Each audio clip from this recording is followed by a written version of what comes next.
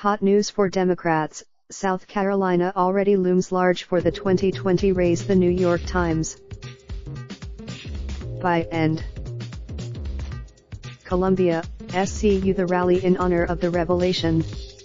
Dr. Martin. The road to the White House starts in South Carolina, Mayor Steve Benjamin of Columbia happily decreed Monday, as two likely candidates, waiting their chance to speak, sat behind him in silent testimony.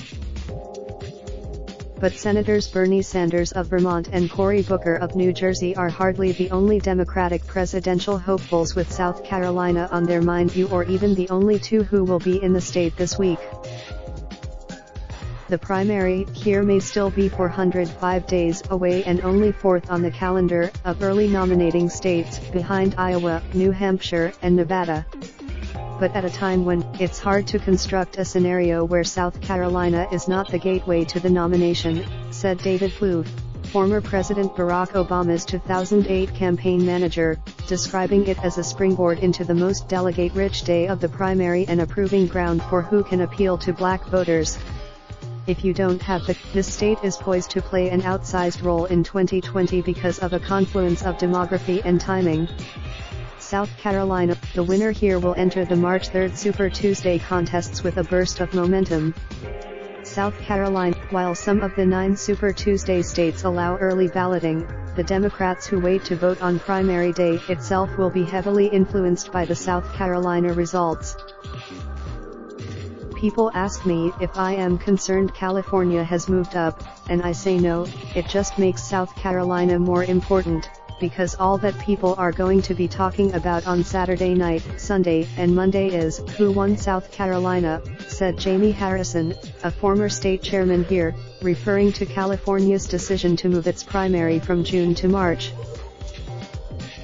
The compressed schedule. There is exactly 1 month between the Iowa caucuses and Super Tuesday. And the multiracial nature of Nevada and South Carolina may also tempt some candidates not to focus exclusively on Iowa and New Hampshire in the weeks leading up to those first two, heavily white states.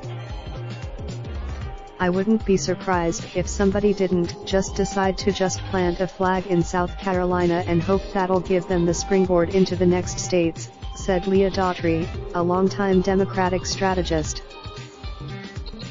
The most consequential question here, at least at the beginning of the campaign, is whether we'll run.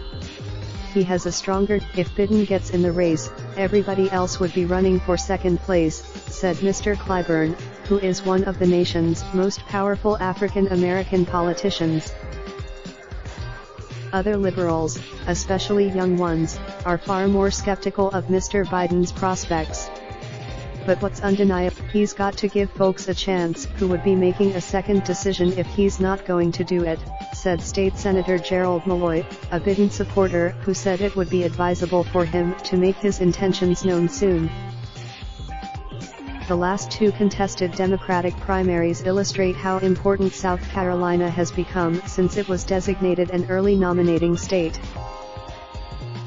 Mr. Obama's nomination was forged here 11 years ago this month when black voters veered from their initial support for Hillary Clinton and rallied to his history-making candidacy. And in 2016, now, even before some of them begin their campaigns, a handful of the most formidable would-be presidential candidates are signaling that they understand how pivotal this state and its African American electorate will be in 2020.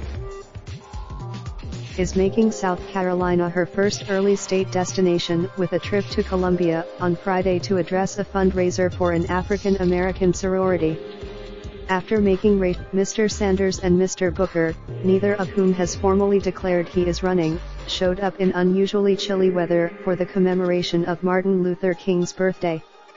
Mr. Biden has repeatedly visited for vacations and to nurture his relationships, most recently campaigning for a handful of Democrats here in October.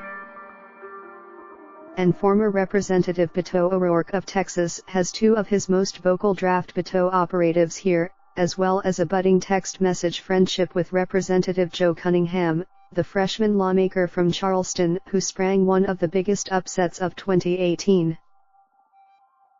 That's not to mention Senator Sherrod Brown of Ohio, who last week revealed he would test out a potential campaign with a handful of trips, including to South Carolina, and spent time calling prominent black officials in the state, including Mr. Benjamin and former state representative Bakery Sellers.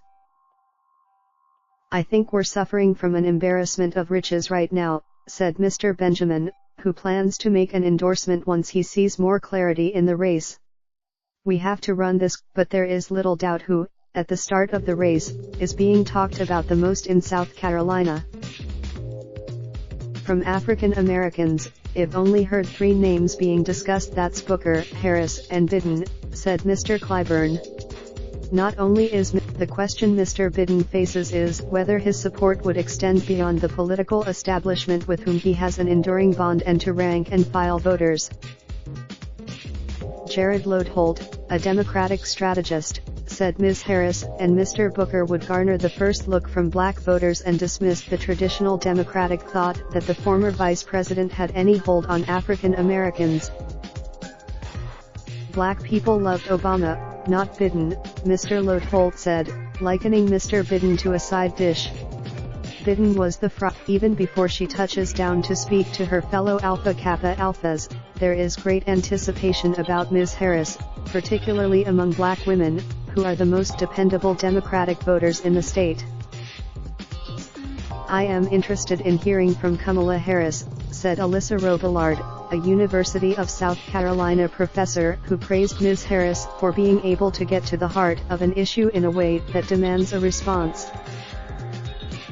Todd Rutherford, a member of the state legislature, recalled that when the California senator appeared in the state last year there was an electricity in the air, and after she got done, everybody in room wanted to touch her. But Mr. Rutherford hastened to add that black voters in the state will not automatically line up with an African American candidate at a moment when we've had our first black president, he said. "If they don't think you..." South Carolina is famously seen from the outside as a rough and tumble and often transactional political state. That perception is not entirely unwarranted. Even though it's still, Boyd Brown, a former state lawmaker who is now helping lead the draft veto effort, said he is making the case to well-connected black Democrats that they would play a more influential role with Mr. O'Rourke than with one of the African American candidates. "You're going to be, what, 12th on the totem pole," said Mr. Brown. "If you want to be, at least at the moment, few black leaders or voters have expressed much curiosity about Mr. O'Rourke, who has not indicated if he is running. There is also little initial interest among black voters in Ms. Warren, although she has used her campaign announcement and developing stump speech to focus explicitly on the challenges confronting people of color. She is extremely aware of the changing face of the Democratic Party," said Mr. Harrison, noting that in a recent telephone conversation, he told Ms. Warren that she can't simply camp out in New Hampshire and Iowa. Her response, "You're exactly right," Mr. Harrison recalled Ms. Warren telling him. Raindrop, drop top smoking, no cooking the hot pot. Fucking on your bitch, yeah, that. Looking up, open the park pot.